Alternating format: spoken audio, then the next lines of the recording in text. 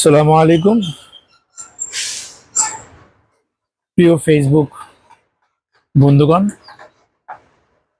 আজকে হেলথ নিয়ে কিছু কথা বলবো, যে বিষয়গুলো জানা খুব দরকার আমাদের। যারা আমরা জিমে যাই বা জিম না করি, সবার জন্য এটা জানা দরকার। আর এই বিষয়টা নিয়ে জানলে আপনার উপকারী হবে, ক্ষতি হবে না। আমরা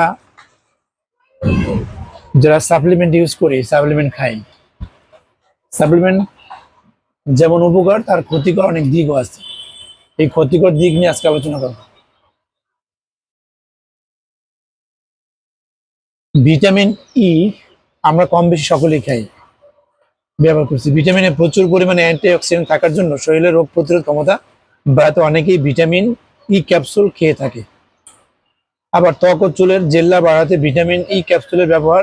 আর চিকিৎসকেরা বলেছেন ভিটামিন ই সাপ্লিমেন্ট সকলের জন্য নয়, দীর্ঘদিন ব্যবহার করলে ধমনীতে রক্ত জমাট বাড়তে পারে।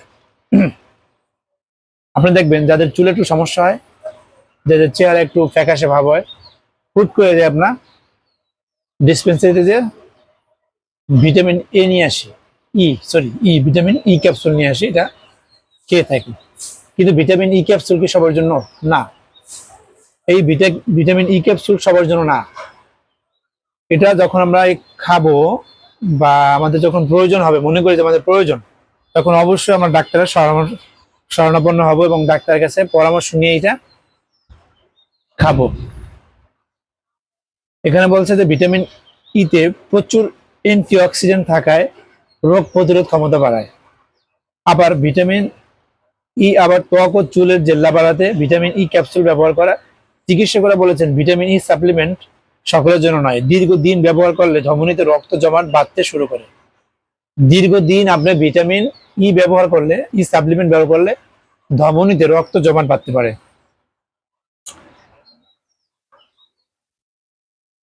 দীর্ঘদিন ব্যবহার করলে ধমনীতে রক্ত জমাট বাঁধতে শুরু করে, হার্টের ছন্দ বিগড়ে যেতে পারে, আচমকাই হেমারেজিক স্ট্রোক হতে পারে।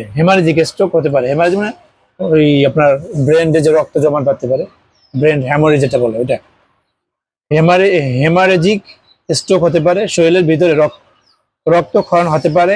একজন প্রাপ্তবয়স্কের জন্য সারাদিনে 25 মিলিগ্রাম ভিটামিন ই দরকার হয়, যেটা সুষম খাবার থেকে নেওয়ার পরামর্শ দিয়েছেন ডাক্তার।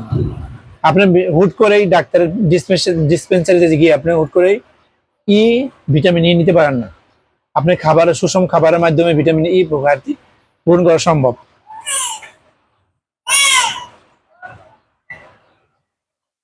ভিটামিন ই ক্যাপসুল বা ভিটামিন ই সাপ্লিমেন্টের পরিবর্তে কি খেতে পারেন? বাদাম, যেটা আমন্ড খেতে পারেন, বাদাম, সূর্যমুখী বীজ, মাছ, লাল ক্যাপসিকাম, ফলের মধ্যে অ্যাভোকাডো,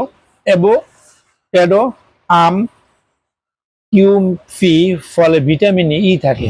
সাপ্লিমেন্টের বদলে এগুলি খেতে পারেন। আমি আবার বলছি, ভিটামিন ই সাপ্লিমেন্টের পরিবর্তে আপনি যেগুলো খেয়ে ন্যাচারালি আপনি ভিটামিন ই পেতে পারেন, যেমন আমন্ড, বাদাম, যেটা সূর্যমুখী বীজ, বাদাম, যেটা বাদাম খেতে পারেন, আমন্ড খেতে পারেন, আপনার চীনা বাদাম খেতে পারেন, কাজু বাদাম খেতে পারেন, তারপর মাছ, সূর্যমুখী বীজ, লাল ক্যাপসিকাম, ফলের মধ্যে আছে অ্যাভোকাডো আছে, আম, কিউফি ফলে ভিটামিন ই থাকে। সাপ্লিমেন্টের বদলে এগুলো খেলে আপনার সাপ্লিমেন্টের ঘাটতি পূরণ হয়ে যাবে। ডেইলি 25 মিলিগ্রাম ভিটামিন ই দরকার আপনার শরীরের জন্য, এটা আপনি ন্যাচারালি নিতে পারেন। বিটা ক্যারোটিন শারীরিক ও মানসিক স্বাস্থ্যের জন্য বিটা ক্যারোটিন খুবই উপকারী। বিটা ক্যারোটিনের স্মৃতিশক্তি বাড়াতে সাহায্য করে, শরীরের পেশিকে ভিতর থেকে শক্তিশালী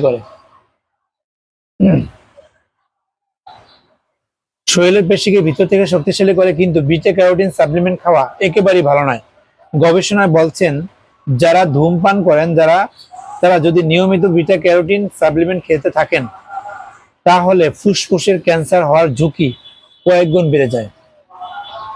খেয়াল রাখবেন, যারা বিটা ক্যারোটিন সাপ্লিমেন্ট ইউজ করেন তারা ওদের কন্টিনিউ ইউজ করেন, যারা ধূমপান করে তারা ওদের কন্টিনিউ ব্যবহার করে, সেক্ষেত্রে আপনি ক্যান্সারের ঝুঁকি কয়েক গুণ বেড়ে যাবে। এটার পরিবর্তে কি খেতে পারেন? গাজর, বিট, বাঁধাকপি, পালং শাক প্রচুর পরিমাণে বিটা ক্যারোটিন থাকে, যা এই সবজিগুলো রোজের ডায়েটে রাখতে বলেন পুষ্টিবিদ্যা। ক্যালসিয়াম, হাড়ের জোর বাড়ায় ক্যালসিয়াম। আর্থারাইটিক্স, অস্টিওপোরোসিস মতো ব্যথা, বাতের ব্যথা, বেদনা হলে ক্যালসিয়াম বেশি করে খেতে বলেন চিকিৎসকেরা। কিন্তু ক্যালসিয়াম ট্যাবলেট মুঠো মুঠো খেলে তার থেকে হার্টের রোগ হতে পারে বলে সাবধান করা হচ্ছে। অতিরিক্ত ক্যালসিয়াম সাপ্লিমেন্ট খেলে রক্ত জমাট বাঁধার রোগ হতে পারে। বদলে কি খেতে পারেন? একজন প্রাপ্তবয়স্ক দিনে 1000 থেকে 1200 মিলিগ্রাম ক্যালসিয়াম জরুরি। সাপ্লিমেন্টের বদলে দুধ, দুগ্ধজাত দ্রব্য, দই, চিজ, আমন্ড, সবুজ শাকসবজি, রাগি, সয়াবিন, মাছ, ছোলা, বাদাম খাওয়া যেতে পারে।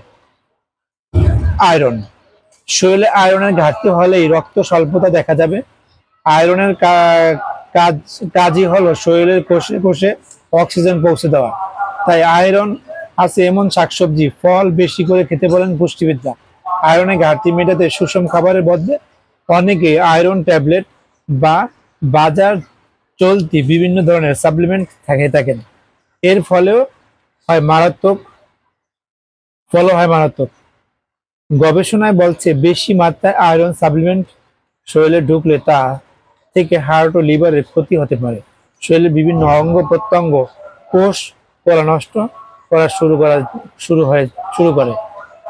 বদলে কি জরুরি? শরীরে আয়রনের ঘাটতি হচ্ছে কিনা তা পরীক্ষা করিয়ে জেনে নেওয়া জরুরি। তারপর চিকিৎসক ও পুষ্টিবিদদের পরামর্শ মতো ঔষধ ও ডায়েট ঠিক করতে হবে। রোজের খাবারে পালং শাক, কুমড়া, বীজ, ব্রোকলি, ড্রাই ফ্রুট যেমন কিশমিশ, এপ্রিকট, বাদাম, ডালিম, কলা, অ্যাপেল রাখলে ভালো। মসুর ডাল, মটরশুঁটি, ছোলা, মুরগির মাংস ভালো পরিমাণে আয়রন থাকে। সেন্ট জনস ওট, এটি এক ধরনের ভেষজ সাপ্লিমেন্ট। মানসিক অবসাদের চিকিৎসায় ব্যবহার হয়। মানসিক চাপা বা মানসিক অবসাদ কমালেও এই ঔষধের অনেক পার্শ্ব প্রতিক্রিয়া রয়েছে। সেন্ট জনস ওট বিভিন্ন ঔষধের কার্যকারিতা কমিয়ে দিতে পারে। যদি কেউ হার্টের রোগের ঔষধ, ডায়াবেটিক্সের ঔষধ খান অথবা গর্ভ নিরোধক পিল খান, তাহলে এই সব ঔষধ কার্যকারিতা নষ্ট করে দিতে পারে। সেন্ট জনস ওট সাপ্লিমেন্ট তাই চিকিৎসকের পরামর্শ ছাড়া এই সাপ্লিমেন্ট নেওয়া একেবারে ঠিক হবে না। কাভাও একরকম ভেষজ সাপ্লিমেন্ট যা মানসিক রোগের চিকিৎসার কাজে লাগে। মানসিক চাপ ও উদ্বেগ কমাতে এই সাপ্লিমেন্ট খেয়ে থাকেন অনেকে। চিকিৎসকের দাবি, দীর্ঘদিন ধরে কাভা খেয়ে গেলে তার লিভারের রোগ, হেপাটাইটিস, ফ্যাটি লিভার হতে পারে। এমনকি কাভার পার্শ্ব প্রতিক্রিয়ায় লিভারের জটিল অসুখ, লিভারের সিরোসিস হতেও দেখা গিয়েছে। তাই সাপ্লিমেন্ট বদলে মানসিক চাপ কমাতে সুষম ডায়েট, পরিচর্যা ও নিয়মিত করে মেডিটেশন করাই পরামর্শ দিচ্ছেন চিকিৎসকবিদরা। আমি বললাম যেই সাপ্লিমেন্ট আলোচনা করলাম এই সাপ্লিমেন্ট আপনারা খাবেন অবশ্যই, এবং চিকিৎসকের পরামর্শ নিয়ে এগুলো ব্যবহার করার জন্য বিশেষ অনুরোধ। আল্লাহ হাফিজ।